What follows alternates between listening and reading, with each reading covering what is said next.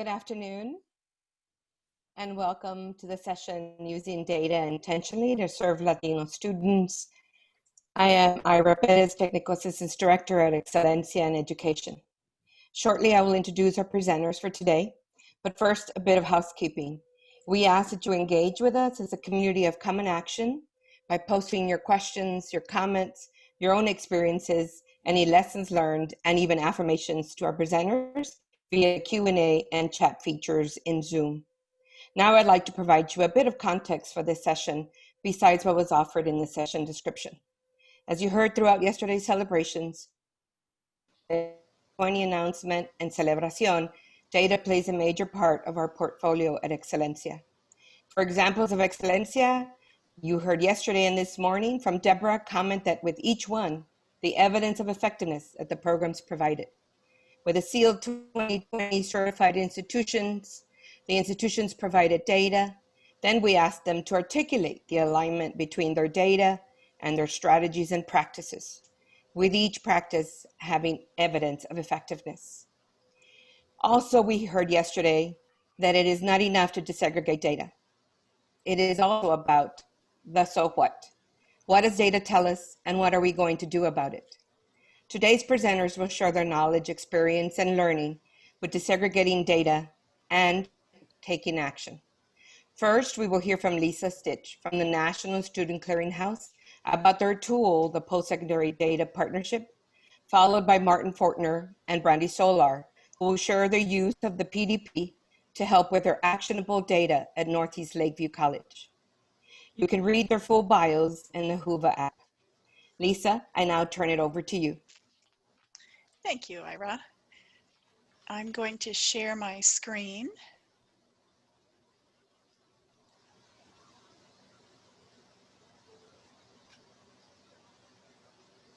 Okay, welcome to our session today. I'm going to skip our titles there, our presenters, and start here because I think this feeds off of what Eyra was telling us, is really that the importance of using data is because data can help us mobilize action. And that's what we're here to do, is really to mobilize action about increasing student success, particularly for those disadvantaged populations, for our subpopulations of students that we know have unique struggles and challenges, and trying to help them move forward. So a little bit about what it takes to mobilize action. We believe that having a tool to get access to rich data that adds depth to our conversations is really important. And I'm going to tell you about the PDP, building that data literacy to really help everyone understand the data and be able to contribute to the conversation. And then doing that action, taking action on our goals and assessing the impact of what we've done. And the PDP helps us do that as well. I always like to remind people that every one of these data points represents a human being. And so it's really important that we retain that focus on the humanness of our student population as we look at data. And this is a journey that we're on. And so wash, rinse, repeat means to me just that we need to keep moving around this cycle to constantly, continually be making change. So what is the Postsecondary Partnership? It is a service and a tool that's provided via the National Student Clearinghouse that really empowers institutions of higher education with more comprehensive data, with easier analysis and insights, with visualizations rather than charts, with centralized reporting and really better visuals to help you understand and work with your student outcomes. Some things that are special about the PDP is we really focus, our tool focuses on access, progress, and completion, that it's based on the Institute for Higher Education Policy IHEP metrics framework. That's where it comes from. We count all new students, so we look at all students no matter what semester, what term they start their experience in college, what their citizenship status is. They all count in our system.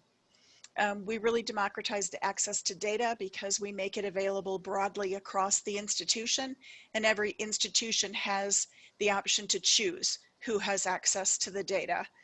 They can give it to everyone if they so choose.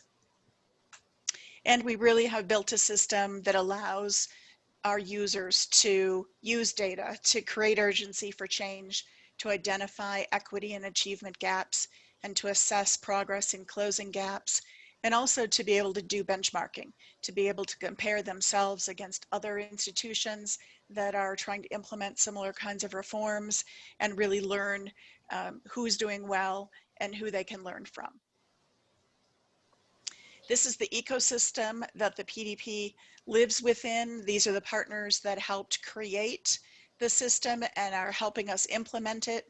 They're also part of our national ecosystem that helps us continually revise this product to make sure that it's working for a population. And you'll see quite a breadth here from individual institutions, state systems, national and regional institutions, initiatives, as well as our foundations and our research policy experts. This is a slide of our current partners. You'll see Excelencia there, front and center. They're one of our wonderful partners. You'll also see that we're starting to get partnerships with accreditors. This need for data is really broadly represented by the breadth of the partners that you see here on the screen that are helping us really make the PDP available broadly. And now I want to transition and actually show you what our dashboards look like. And while I'm doing that, I will tell you that we didn't spend very much time on the process of the PDP or how you join or how you build this data set on the dashboard. So if you're interested in that information, please contact me separately and I will be happy to provide that to you. Our dashboards, this is the main menu screen. And so you'll see that we have a broad executive summary dashboard, enrollment. We have 3 early momentum metrics dashboards. Early momentum metrics are those metrics that research has demonstrated are particularly powerful in predicting future success for students and also help us to learn what's happening with students while they're still enrolled. And then that's also blended with our outcomes metrics, which are largely those metrics that give us information about students that are no longer enrolled and what their outcomes are. You can see that when there's benchmarking, there's 2 dashboards there. And I'm just going to show you a couple today. This is our credit completion ratio dashboard. So this dashboard is measuring the ratio of credits attempted to credits completed. And this is the main format of what our dashboards look like. They're in 4 quadrants. The top left is the framing quadrant that gives you information about what's being measured in this dashboard and also is typically where you'll see any options for selection. You'll have a trend line and then bar charts. And these are our global filters. These filters are available on every single dashboard that we offer. And they mean you can filter by cohort, by specific year or years, by term that the students entered, by credential type. And this is always my great reminder to share with you that you're seeing a demonstration dashboard that is not reflective of data from any specific institution. It's a test database. First time versus transfer in, attendance is full-time, part-time, dual and summer enrollment, those students that came to institutions prior to starting their credential seeking experience. Age group is in 3 categories, race and ethnicity, and anywhere you see these boxes is our multi-select field. So you'll see I can just select a specific option or all of them. Gender is male or female, Pell Grant recipient, yes, no, first generation, yes, no. GPA range is also half-point increments, and then math preparation and English preparation are ready or not ready. Each of those filters can also be used with dimensions. The difference with dimensions is that they allow us really to see the disaggregation. So for example, one of the things that we might look at if we are looking at credit completion ratio is GPA range, because we know students that are functioning with a lower GPA are likely to have lesser completion rates. And that is in fact the case. We can see very clearly in this lower left chart here that students at a low GPA of 0.5 or less are completing about 16%. So 1.8 credits for every 11.5 that they attempt. And students at the high levels here are in the mid 90s with their ratio, with completing 17.5 credits for every 18.5 that they attempt. So we really know that our students below 2.0 GPA are at risk. So I'm going to actually use my filters to select those 4 groups and apply that. And so now that's the focus of what I'm seeing on my screen. You can see there's still quite a gap between those that are just under 2.0 and those that are really at the bottom of the scale. So I might then choose to disaggregate by race and ethnicity to see the intersectionality of this data. And you have quite a few lines here. I know from experience in working with this database that some of these populations are very small in my data set. So I'm going to choose just the 4 most prevalent populations: Asian, Black, Hispanic, and white. And this is what jumps out to me in my database. I'm seeing a very clear and pervasive achievement gap between my white students and students of color, who are all really closely aligned here in this kind of broad line. So I can see that also demonstrated here. White students completing in the 50s and 60s, and Hispanics and students of color here are all in the 30s. So this allows me to depict for people very clearly an achievement gap. This tool also allows me to do some exploration of the characteristics of this group so that I can really learn more about them and help to design interventions to actually close these gaps. And I want to show you another example in our Gateway dashboard about how to use this to assess the effectiveness of a reform. So in Gateway course completion, we're measuring the proportion of students who are finishing their first college level math or English course that's required. The research has found that this is incredibly predictive of future success, helps students get off to a really good start if they are completing that math and English early in their academic career.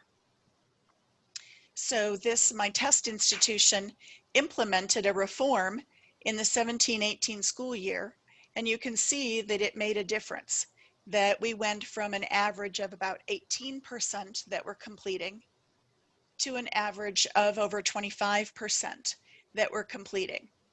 And speaking as a former college person who worked at colleges for a lot of years, I know that this is as far as I might have gotten at my institution, is looking at these overall results and saying, wow, we made a difference with our intervention. This is great. But with the PDP, you can go so much deeper to really see who this intervention worked for and who it didn't. So let's start, for example, with just filtering and just focusing on Hispanic students. I can tell you in this database, it is actually, the population is about 48% Hispanic students. So it's very, very heavily represented in this test institution. And you can see here that this intervention did help our Hispanic students. It went from 20% to 28% and up to 30%. So we were making a difference for this group. I want to look at a unique filter called Gateway Status that tells us about what these students were required to take. So were they required to take English only, math only, or math and English. And you can see, because math and English are at the bottom of the screen, this chart, that they're having the least amount of success when they're required to take both courses. So I can actually also then apply a filter here, and let's just focus on those students who need to complete both courses. And then again, I want to continue to look at how I can break this down. And I'm actually going to use dimensions. I like to call it dimension browsing, to actually look at what I can see about differences that show up in the data. So here I'm looking at enrollment type. So this is first time in college students versus transfer in.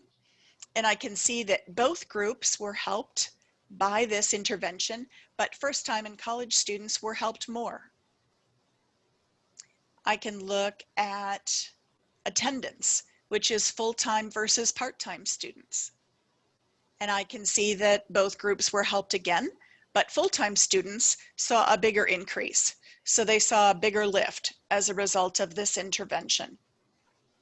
And I can look at age group, for example, and see that traditional age students were helped the most by the intervention, and that actually we saw a little bit of a decline here for our older students in the second year of the intervention. I can look at whether these students are Pell recipients. And I can see, in this case, the lift is pretty much equal, so that the Pell recipient status is not defining characteristics that's helping us to differentiate students. So that really shows us some of the students that were really in particular that benefited from the intervention. But what's really interesting here is looking at GPA range. So when I look at GPA range here, I can see that in the lower left graphic, that the bars are declining over the years. And because this chart is the students that did not complete their gateway courses, and because we're looking at math and English, these are the students, the percent of students who did not complete those requirements. And if the bars are getting smaller, that means that more students are completing. So I'm seeing that nice transition across the right side of this screen, but I'm not seeing that for students at 2.0 or less. So I want to understand a little bit more about that difference, and I can use this additional tool that we have here called subgroup gap analysis. And this allows me to dig more deeply into gaps between groups. So I will choose 1.0 and 2.0. I can only select two values to compare. And I can see this trend line over the years. So the blue dots represent students who are in the 1 to 1.5 GPA grouping, and the orange is the students in the 2.0 to 2.5 grouping. And we can see that we had a gap, which is depicted by the gray line, of about 7%, 5%, 3%. And then we implemented our intervention, and we specifically advantaged students who were in the 2.5, 2.0 and higher GPA, and our gap, but our gap went up to 14% because we really did not help those students at the lower end of the GPA. And while here it went up, we still have a 14% gap because both groups went up. And so whatever intervention we applied here, we inadvertently increased an achievement gap between students. And this chart helps us see this very clearly. And so we can go back to our intervention group and say, hey, look at this data. We've made a difference for these students, and that's wonderful, but we've left these students behind. These Hispanic students who are already at risk because they're a below 2.0 GPA, we didn't help them with this intervention. How can we change this intervention to really make a difference for these students? And so this data is really powerful for building those conversations that help people understand what's predictive, what's not predictive, and be able to see the numbers and be able to make those changes. So I want to just go back and show you one additional chart, and this is our benchmarking. And this takes just a minute longer to load, and that's because the data set for our benchmarking is so much higher. Our benchmarking dashboards, as they'll come up, you'll see that it shows you my institution on the left and the benchmarked institutions on the right. And I'm going to apply some filters here that make it a little bit easier for you to see. I'm just going to focus on a single cohort group, those students that started college in the 15-16 school year. And I'm going to focus on Hispanic students who are very prevalent in that population.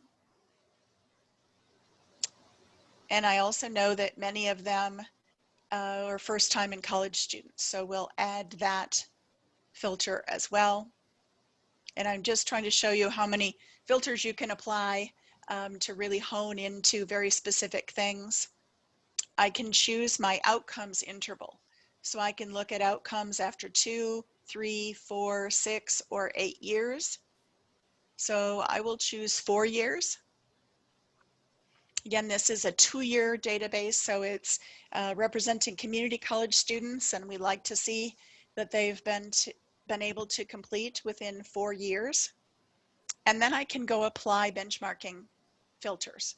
I have the ability to benchmark by broad Carnegie units, by HBCU institutions, historically Black student institutions, Hispanic serving institutions, and by state.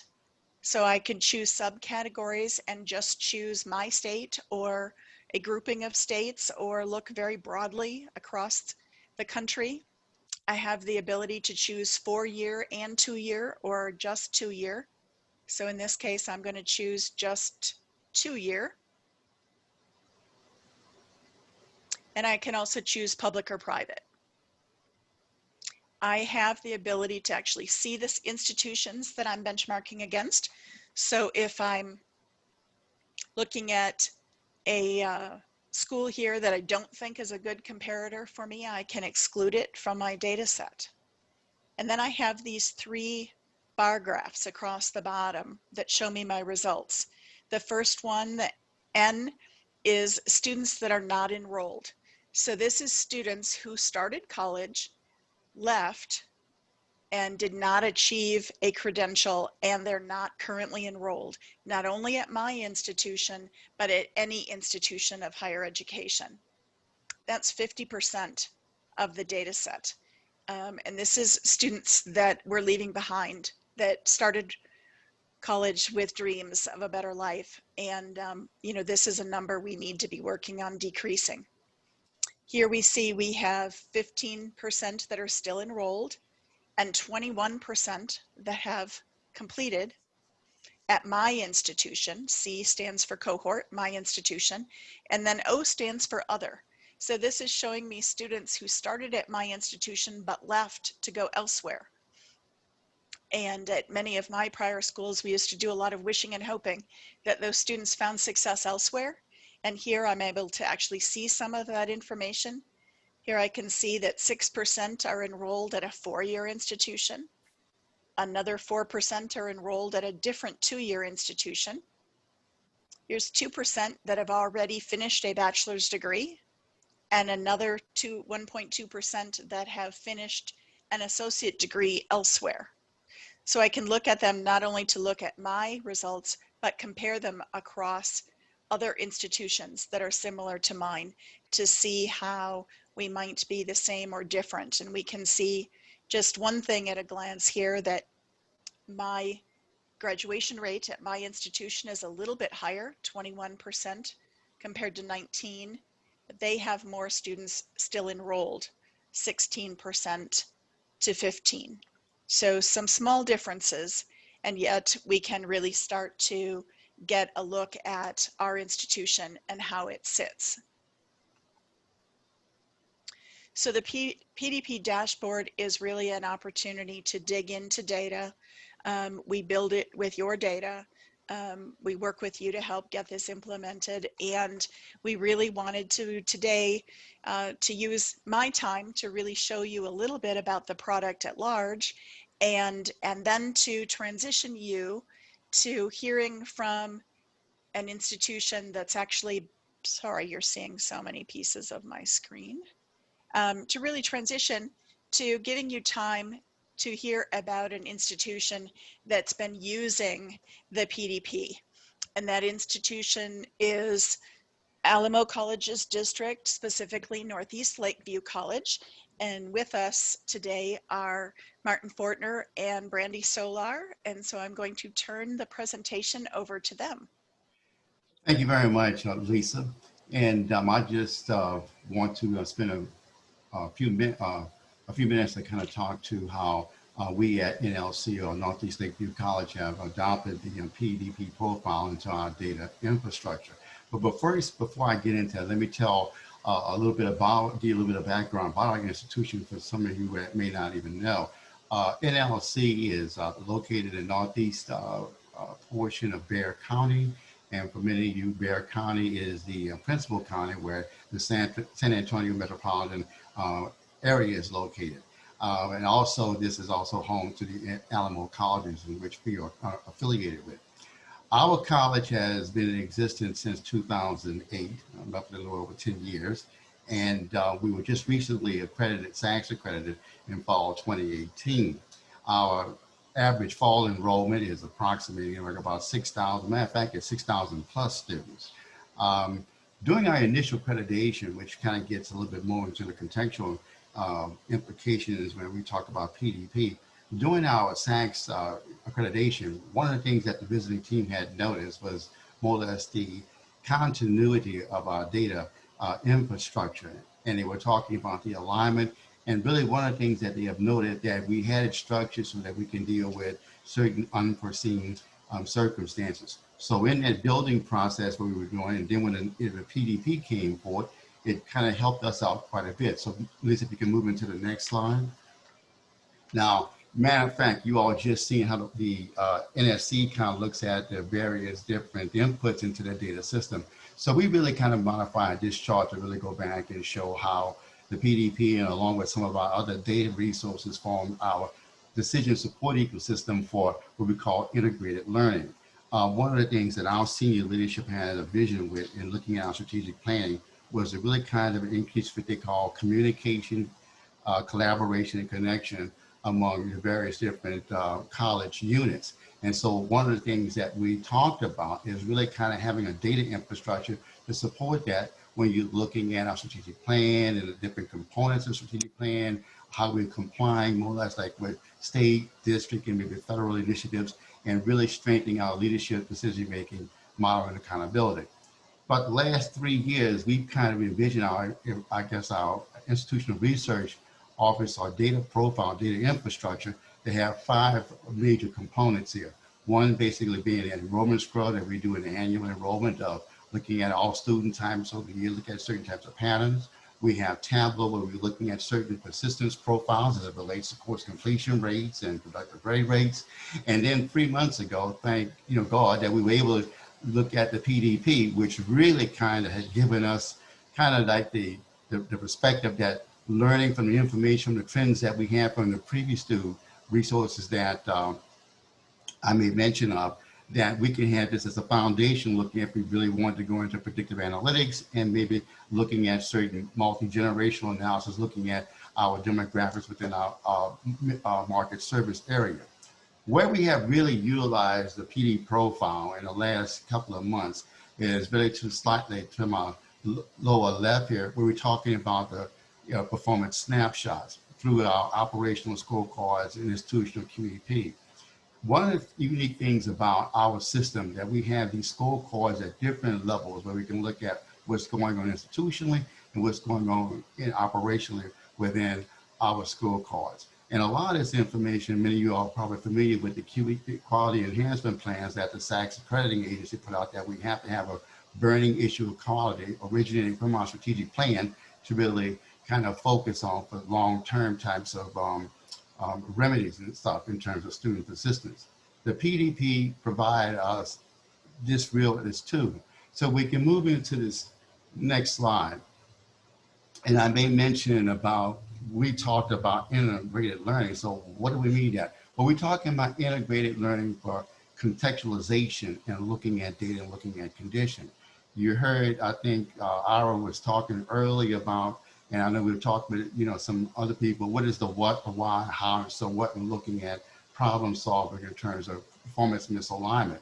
We've kind of operationalized the what, how, why, how, and so what by utilizing a kind of a methodology that's used in public auditing agencies when we're looking at the elements of a finding, condition, criteria, cause, and effect.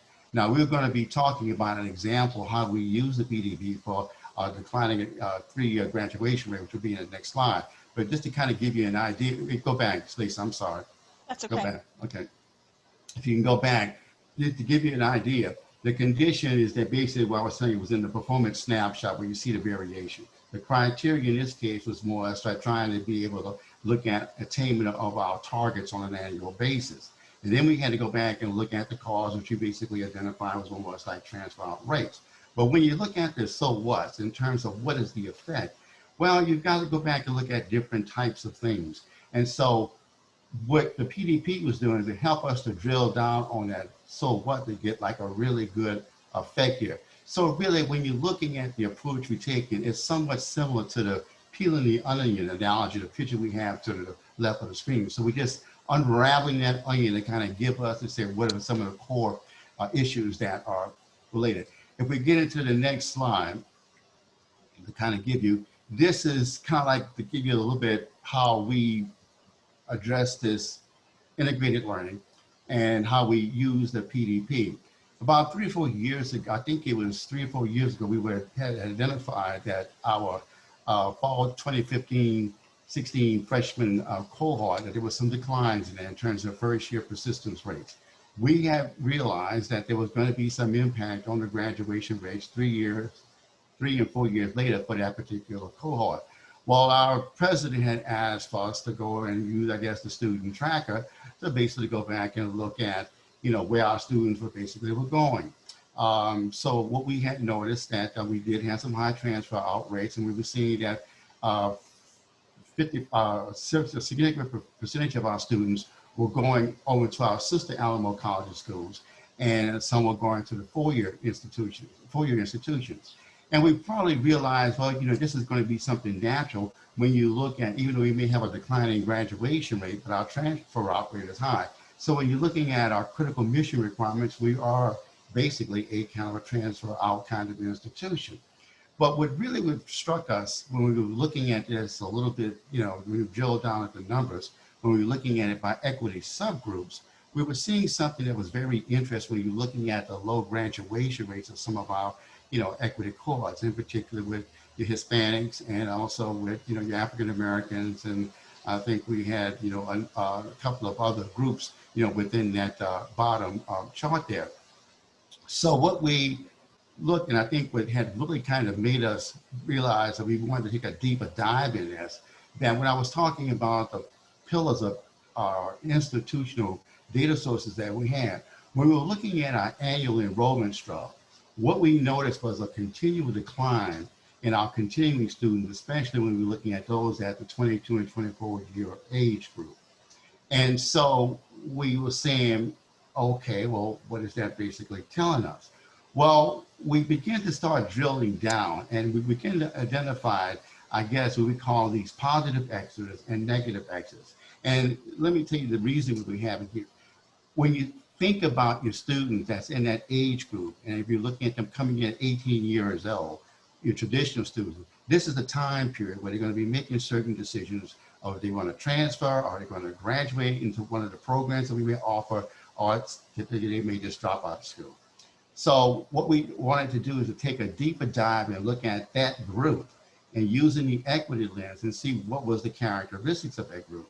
And one of the things that we noticed that we had well over about 60% of these students who did not return came from out of in that 22 to 24 year age group. I think when we looked at the ratio, I believe it was, we had of this group, I think it was about 30% that was going on into continued persistence and enrollment in other areas. And we had about 60% that were really not returning. So the PDP came along just in time so we can kind of take a look at both the positive exodus and negative exodus. And Brandi, she's going to talk about how we classify and we look at the progression of our positive exodus. And we'll back into the negative exodus. Brandi. Thank you, Marty. Next slide, Lisa.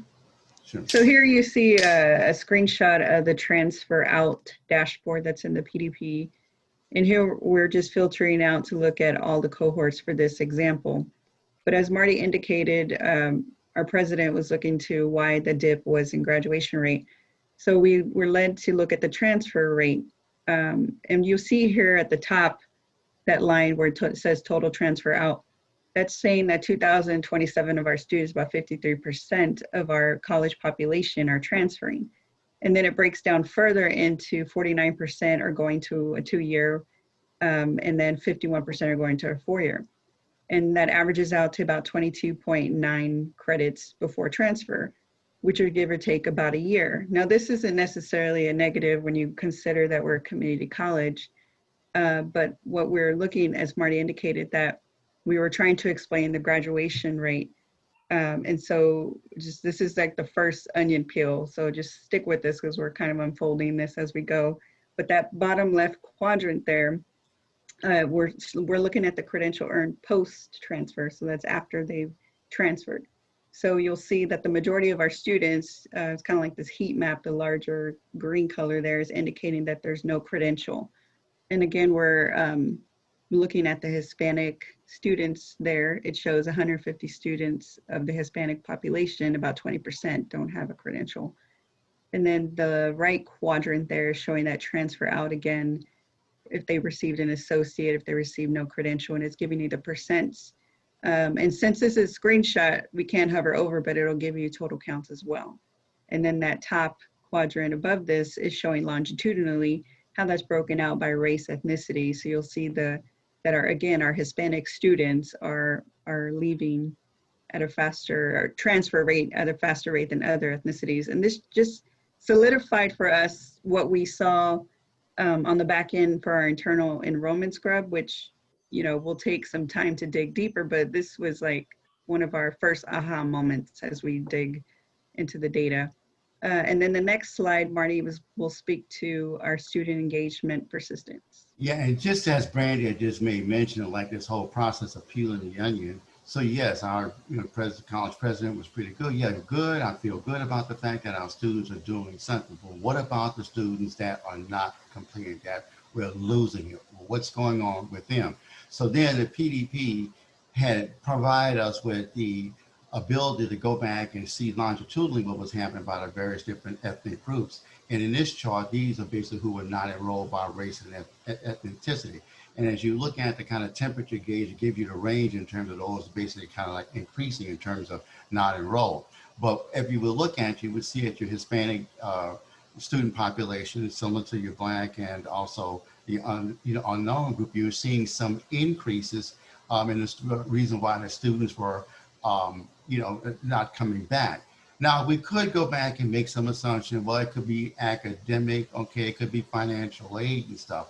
But then we begin to start thinking, and as we were looking at this, and it gets back into the kind of like the so what and the effect. If we put this in the equity context and looking at the whole discussions about social justice, maybe if we would just triangulate these results with some of our student engagement results, in particular with the Knoll Levitts. And the reason why we utilize the Knoll Levitts, because that's really students' perception or satisfaction with the, with the delivery of college services. And we want to get their feeling to see if there could be some possible indicators that we may want to go back and drill down and maybe start some kind of campus-wide discussions.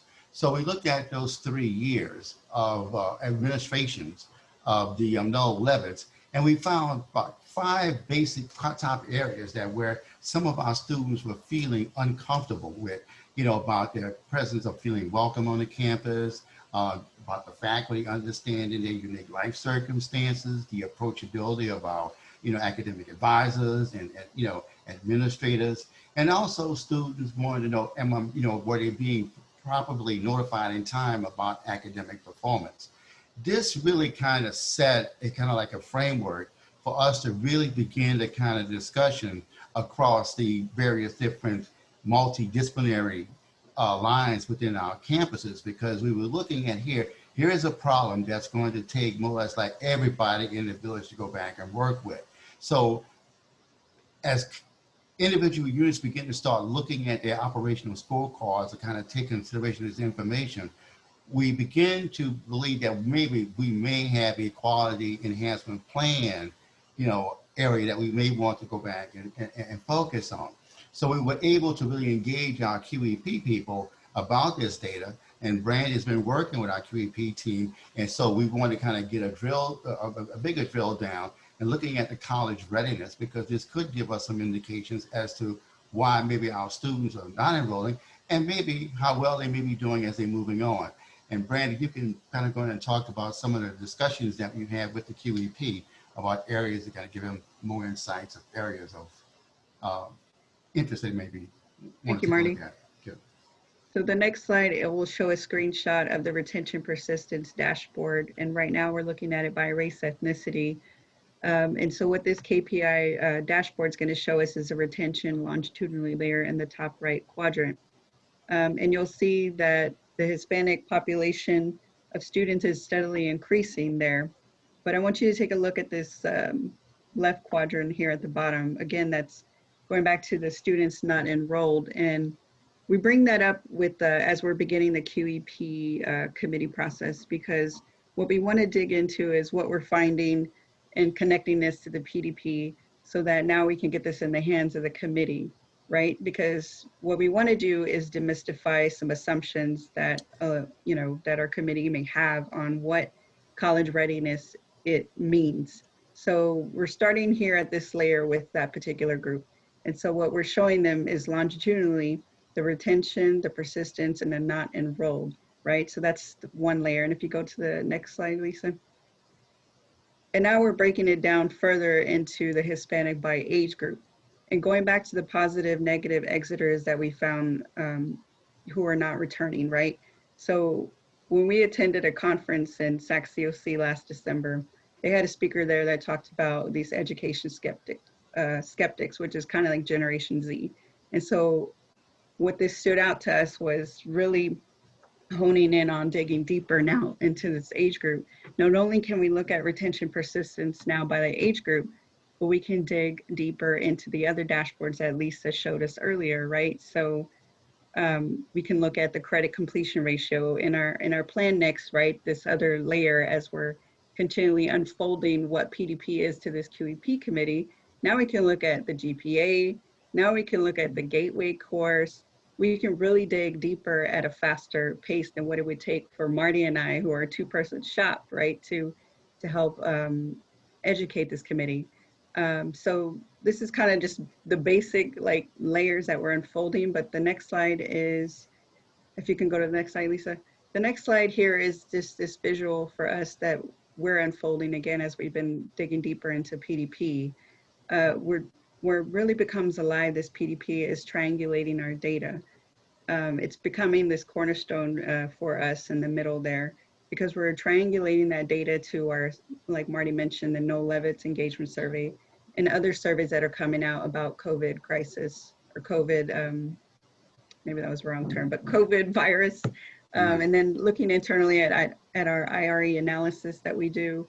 And then again, with the integrated learning, where we're communicating, collaborating, connecting. Marty, if you want to. Yeah, and then the thing is like basically kind of going to conclude our kind of part of this presentation, but we figured that the data triangulation and really begin to start using the PDP to really kind of enforce the communication and collaboration and connection trends that's been our strategic plan. We believe that this would kind of provide us with that data literacy we were talking about, and really making the distinction in terms of operational data that individual units will have, knowing how their operations drive the institutional kinds of KPIs. So by looking at this, and Brandi made a very interesting point, we're only but a two-person shop, so we've got to really think smart in how we leverage data. So by taking the PDP dashboards and really identifying those individuals or actors or stakeholders within the ecosystem here, we can really build their capacity. We're going to start making more, I guess you could say, observations and discussions that will add to the integrated learning about what our problem areas are and coming up with the qualitative kinds of treatment strategies. So we're using this, and like I said, this is basically, these concepts are coming from Achieving a Dream. I think they really kind of have false as saying is the framework that institutions should use, and this is what we're using. And I like the last one where we're using data to really continually build the capacity to achieve an equitable student outcome at the scale, at scales. But we're looking at a little bit different here, that while it does that, but it's expanding our ability to produce knowledge. And if you look at any kind of post-secondary institution, we are in the building, we are in the industry of more or less building knowledge. And this is what the PDP gives us the opportunity for. And so we are looking forward in the PDP and working with this because we are building our, I guess you can say, data infrastructure incrementally and letting the data tell us how we should proceed. And Lisa, I'm going to turn that back over to you. I don't know if you're going to say anything else or we're going to open it up for questions, but Eyra, I'll turn it back over to the Sorry, moderator. I had a barking dog, so I turned my speaker off. Okay. I just wanted to close by saying how exciting it is for me as someone with working to help onboard people to the PDP to see the work that Martin and Brandi are doing at the Alamo district to really use this to peel that onion. I think that's a great analogy. And just our final slide here provides you with a contact. This is our website. There's lots of good information on our website about exploring the PDP, how to get started, the pricing information, and there's also both my email, which is also in my conference profile, as well as the general Clearinghouse PDP service email. And I know that all three of us are happy to answer any of your questions, both now and when you think of something later that you'd like to ask. So thank you so much. We'll turn it back to Eyra. Yes. Thank you, Lisa, Marty, and Brandi. We did have a couple of questions and, well, some comments that came in. One, which I thought, and I didn't mean to, thankfully my mic was off because I giggled. The comment was, I am so impressed by these tools that I'm going to have dreams about it. So we are in a community of a lot of data geeks in this session. I love that. I wanted to give you that. If you are wanting to ask a question, please post using either the Q&A or the chat feature. But I have one that we hear many times from the institutions, and it's more about how do you, and I think that Marty and Brandi had it on one of their slides about determining who needs access to the dashboards of PDP. And so my question is a little bit about that. How do we as institutions decide that, but at the same balance of having to, well, needing everybody informed so that there's an understanding of why we're moving forward the way that we're moving forward. So maybe if you can share some of your wisdom and ideas. Lisa, you've been in that situation on a college campus, so maybe you can share with us some of that. Well, I can take the first stab about, Lisa, you want me to take it or you want to go ahead? No, you go ahead. Okay, because we've got like a kind of real life example. I think when we were talking with our president, and we just had been introduced to the PDP about 2-3 days before, and she was asking us about those gaps within the 3- and 4-year graduation rate. And Brandi said, you mind if I just show you the PDP and kind of give you an idea? Matter of fact, when she took a look at it, she said, Mark, let me ask you a question.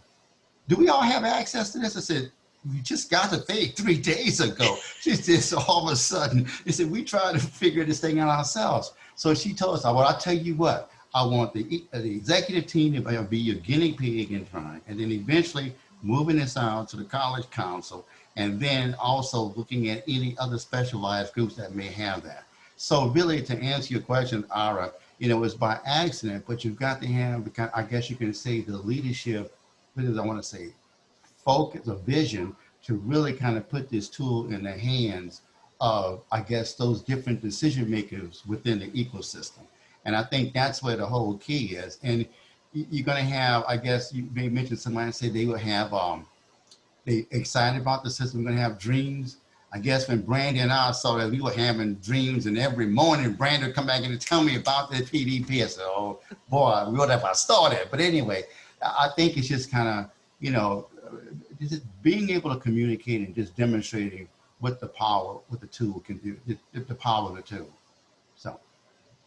And the only thing that I would add to that is sort of one of my strategies as a vice president was to use data to start conversations. So I would often take data to a meeting, and we would talk about, what does this say to us, and how might we look at this? And I get tremendous joy out of spending time in the dashboards, and I'm working on a test database right now.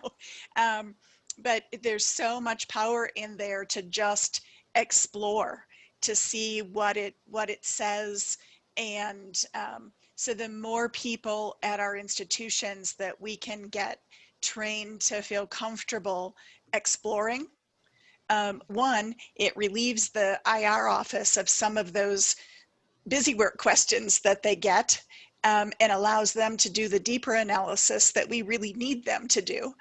But two, it also creates a data literate community that really can help translate the information so much more widely across the institution. That leads us really well into our question posted on our Q&A. And the data can go so far. How can you use it to convince the college community that changes need to be made to achieve equity and improve the education outcomes of your students of color? Well, Brandi, since you're working with the QEP, you know, and we were talking, I think that this is probably some of the discussions that we have. So probably you can probably share some insights on it. I think that would be pretty helpful, because here's a person who got real life experience there. Sure. So I will say that it's not easy, number one. And I mean, I was just thinking about that right now, like what Lisa just said, taking more data and working, I guess for me, for example, working with the QEP committee to just continually bring that data and ask the hard questions. Because it's easy to say, like if we were to just show you a graduation rate, yeah, we saw an increase, you know, in the Hispanic students. Okay, so they're fine, right? But then when you dig deeper, and then you, like we're saying, we're going to peel that onion to look at, okay, what's the subgroup analysis, that gap between those students? You know, we're saying we're doing this, is that measure working? And like Marty brought up, the student engagement, okay, our students are telling us, right, that they don't feel welcome. So what do we do about that? You know, does it have an impact on them staying? You know, and just being bold, you know, and I think that's what Marty and I, we always tell each other, is that's why we're both here, and to be bold and just continually ask the hard questions. And I think one of the things too to add to that is that we're beginning to find out now, when we're looking at community colleges now more multi-generational now. And so we may have to rethink, and so how we're looking at data. And one of the things that Brandi and I, she said being bold, we've kind of took it upon ourselves to really begin to start having our people start looking at things differently. I believe Brandi made mention about the presentation we heard at SACS about different generations coming in with certain expectations about with institutions. That's why we're so intrigued with the age category. And we think that if we could really focus on the age categories and looking at the student types within there, and then marshaling our data, I think this would get to basically answering some of the hard questions that Brandi is posing to the QEP or either when we both be addressing more as like our college council or our executive team, or one-on-one discussion is more or less like the leadership. So it's a framework that we have to have. So it gives us the ability to be rethinking, or kind of like thinking out of the box and how we want to present things. It does. I would add one of the things that I like to call it is using data for myth busting. Because there are things that we anecdotally believe to be true about our students that aren't necessarily true. So one of the other examples that I use in the database that I didn't show you today is, looking specifically at those students that are in that 0 to 0.5 GPA bucket. We all know that there are students that are finishing a semester or a year at our institution with nothing or almost nothing to show for it. And when you look at this data and it shows you that there's 1,000 students in that bucket, that is such a startling number that it really causes people to maybe pay attention. And then what you get is that immediate, well, yes, but those are probably students who aren't academically prepared. Well, the PDP allows me to go in and say, well, let's look. Gosh, that doesn't seem to be a characteristic that's true. There's no difference between ready and not ready. What about this? You can actually go in and test. And when you can help people get past some of those things that they believe to be true anecdotally, then we get to real conversation. Okay, so the things we thought were true aren't actually the case. What is the case? And it can help fundamentally change the conversation. And for me, making change is exactly what Brandi and Marty have said. It is conversational.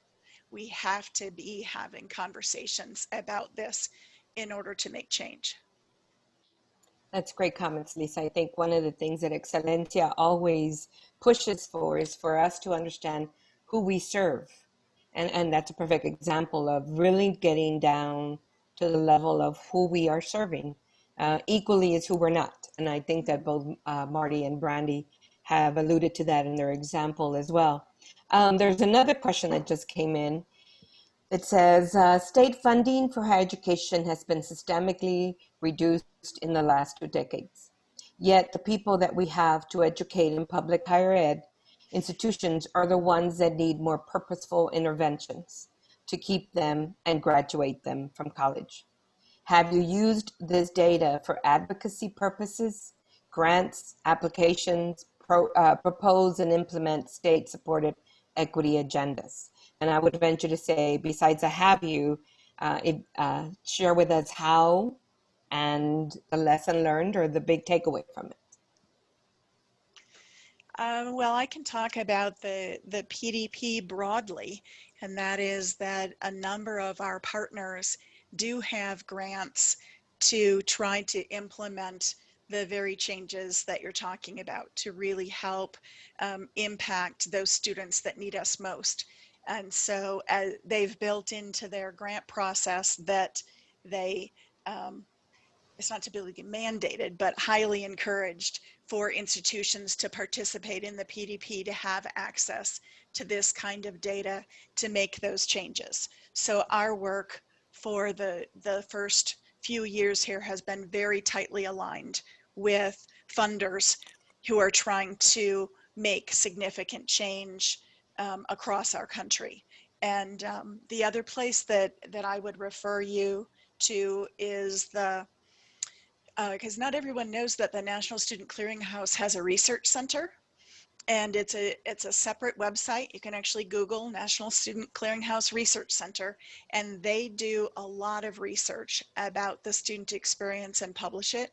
And there's a lot of information there about trends that we've seen over the last several years, and some pieces there about the data that's emerging about how COVID is affecting enrollments and experiences of students, as well as funding.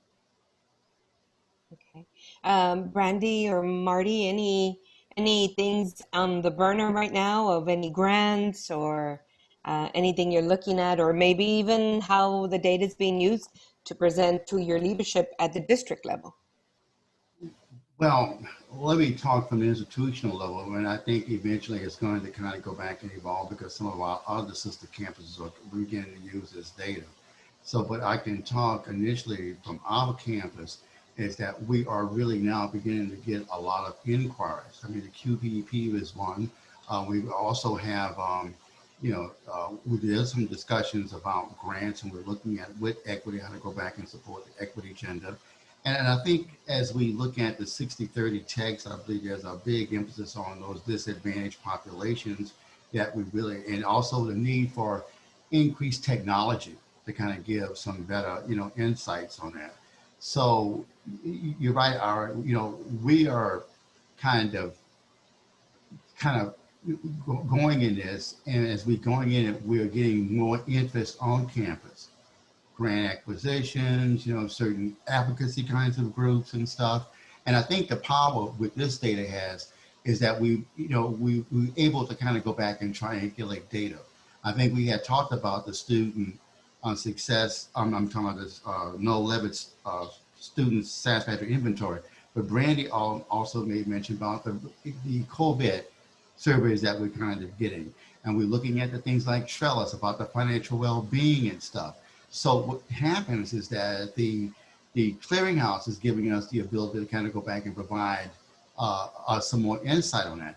And then also, you bring up a very good point that I think it really kind of strengthens our argument that now as we have the insights on the students who are coming from our certain school districts, what's going on within the zip codes and the towns and the county subdivisions when we're talking about socioeconomic status and stuff and everything else.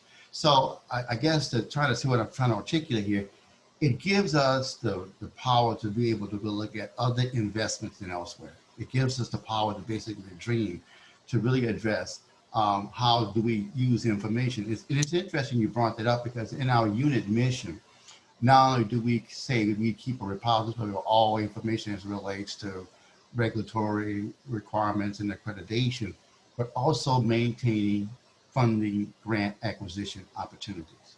So this gives us from our unit, I'm speaking from our unit, the ability to go back and aid, our grants. Yeah, and Marty, if I can interject, yeah. I think just to clarify that what you're speaking to with the zip code is that we're gonna triangulate that with the PDP ready analysis file, which Lisa can talk to more about those who are interested, because that is separate from the dashboard, but it's still, the data is still so powerful that we can use it in other forms.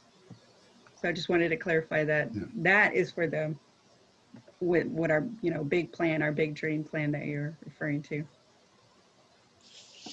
And the one last thing that I would say, if you'll pardon me for a shameless plug, but the PDP product right now is free to all in higher ed institutions who sign on that can get their data submitted before the end of December 2020.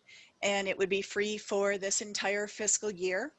And our pricing structure will kick in for the 22 fiscal year for schools, but our pricing structure ranges from $2,700 a year to $4,000 a year, depending on the size of the institution.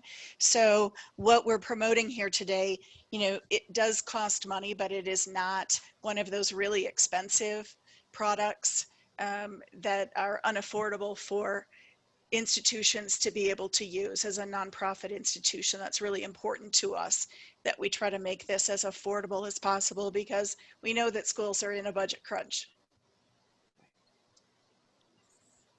A couple of things. The one of the things that Marty alluded to, the 60 by 30 is actually the state of Texas. Accountability of how we are doing in as a state in closing the education gap. And a little bit of what Brandi alluded to is that we actually have in Bexar County, because that's where I live, in Bexar County, we have 17, sometimes even 18 different school districts. So it's important to also know where our students are coming from and help inform those conversations that we have about being college ready or us being student ready. So I wanted to put that into context. We have just a couple of more minutes for a last minute question. And I don't see anything. So if you'd like to give us some, let me make sure nothing came in. There's all these screens everywhere. So I want to thank Marty and Brandi for agreeing to join us on this session. Your personal experience and your journey with the PDP and your intentionality to ensure you find the equity gaps and then peel at the onion in this COVID crisis. Brandi, we are at a crisis. So I want to thank you on behalf of Excelencia. And for Lisa, definitely, we value the partnership that we have with the National Student Clearinghouse, and we look forward to continue to working with you. Again, please visit the bios in the Whova app and reach out for any other specific questions you might have. We will adjourn at this time. Thank you, everybody. Thank you. Thank you. Bye-bye.